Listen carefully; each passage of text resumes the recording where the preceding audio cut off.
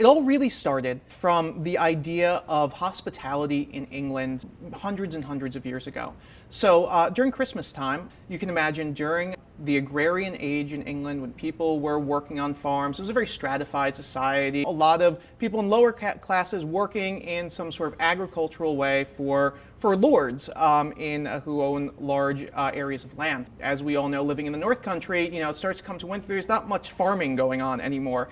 And so these people really didn't have a way to make money and to support themselves during this time. And so in part due to the religious aspects as well, this idea of hospitality began taking root in England. The idea that during Christmas, people of upper classes were supposed to give back to people of lower classes that worked for them during the year. As this evolved, you began to see people trying to find new and different ways to make money during the holidays who were of lower classes. And one way that people have done this for hundreds of years is to make music. The very best would be hired by these lords, and they would play during their banquets during the holidays.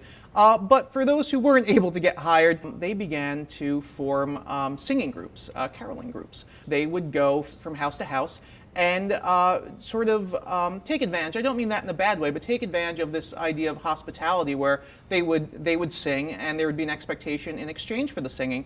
Really, in part what got me interested in this subject is there is this type of song called the luck visit song that was sung by many of these groups. And we all actually know the luck visit songs, even though we might not realize it. The most famous one is "We Wish You a Merry Christmas," and so the lyrics of "We Wish You a Merry Christmas," we wish you a Merry Christmas, we wish you a Merry Christmas, we wish you a Merry Christmas, and the Happy New Year. And that's the first phase of these songs, where they are blessing or good luck to the person that they're singing to. But then it turns a little, and there's some sort of demand for payment. So now bring us some figgy pudding, bring us some figgy pudding, bring us some figgy pudding, and bring it right here. And then it turns a little bit more, and you see the third phase. The third phase of these songs is usually some sort of implicit threat. We won't go until we got some, we won't go until we got some, we won't go until we got some, so bring it out here. And many songs of this luck visit tradition seem to follow these three phases of blessing, demand for payment, followed finally by some sort of implicit threat. Not dissimilar to our trick-or-treating. It's funny, so there's another song, probably my favorite, is the Gloucestershire wassail, known as Wassail, Wassail all over the town.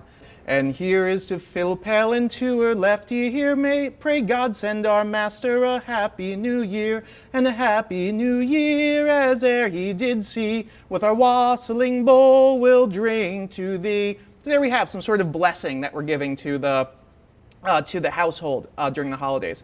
But then we get into the demand for payment. This is verse 7. Come butler, come fill us a bowl of the best, then we hope that your soul in heaven may rest. But if you do draw us a bowl of the small, then down shall go butler, bowl and all.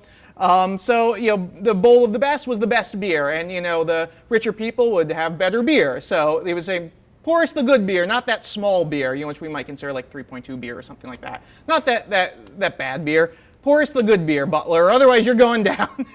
And then the final verse, then here's to the maid in the lily white smock, who tripped to the door and slipped back the lock, who tripped to the door and pulled back the pin, for to let these jolly wassailers in. Again, open up the door to us, And so there again, there's that sort of implicit or joked threat that comes into it. Get us the good beer, we're coming in.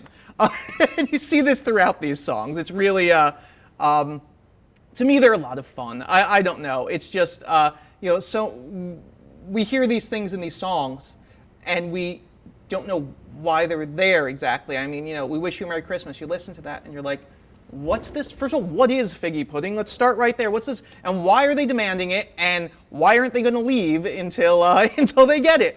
But there is a history behind it, which I think is really cool, and I think that's what's really interesting about these songs and about this tradition.